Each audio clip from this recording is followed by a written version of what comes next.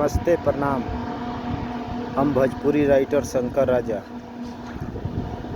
आप सब भोजपुरिया भाई लोग के प्रणाम करतनी। आज बहुत ही खुशी की बात बाकी हमारे परम मित्र सिंगर अरविंद तिवारी जी के बेटा शिवांक बाबू का जन्मदिन है। जन्मदिन की ढेर सारी शुभकामनाएं शिवांक बाबू, हैप्पी बर्थडे, लव यू। नमस्ते प्रणाम। मैं भोजपुरी गायिका सुपर सोनी। आज आप लोगों को बताते हुए बहुत खुशी हो रहा है कि भोजपुरी इंडस्ट्री का बहुत ही अच्छे कलाकार अरविंद तिवारी जी के बेटे का शिवांक तिवारी जी का हैप्पी वाला बर्थडे है। आप जियो हजारों साल शिवांक बाबू। माता रानी करेगी आप खूब तरक्की करें, खूब नाम कमाएं, अपने मम्मी पापा का नाम रोशन करें और अपने कामयाबी में चार चांद लगाएं। हर हर महादेव, जय माता दी। नमस्ते प्रणाम आदाब। आज बहुत ही शुभ दिन है, शिवांक तिवारी का बर्थडे है।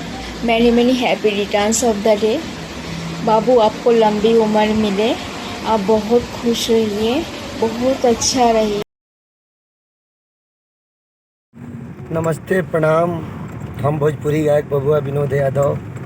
आज बहुत खुशी के बात बा कि हमने के बड़े भाई देश के जवान अरविंद तिवारी जी के लड़का के आज बर्थडे बा। शिवांक तिवारी जी के जन्मदिन के ढेर सारा शुभकामनाएं। हैप्पी बर्थडे शिवांक बाबू, लव यू बाबू। हर हर महादेव। हम सिंगर अमलेश लाल यादव आप सब भोजपुरी श्रोता समाज के हाथ जोड़ के हार्दिक अभिनंदन करते हुए पैर छू के प्रणाम करतनी। आज हमरा बताए में बहुत ही खुशी होता है कि हमने के बड़ भैया भोजपुरी के बहुत सुंदर गायक अरविंद तिवारी जी के आज बेटा के सुपुत्र के जन्मदिन बा, शिवांक बेटा के। तो हमारा तरफ से हैप्पी बर्थडे टू यू। ढेर सारा शुभकामना। आप जियो हजारों साल। भोलेनाथ से यह कामना रही है, बेनती रही कि आप ही एकदम स्वस्थ रही, मस्त रही, आसियान होकर अपना पिताजी के नाम रोशन करी। यह भगवान से विनती रही। जय हो भोलेनाथ। हर हर महादेव।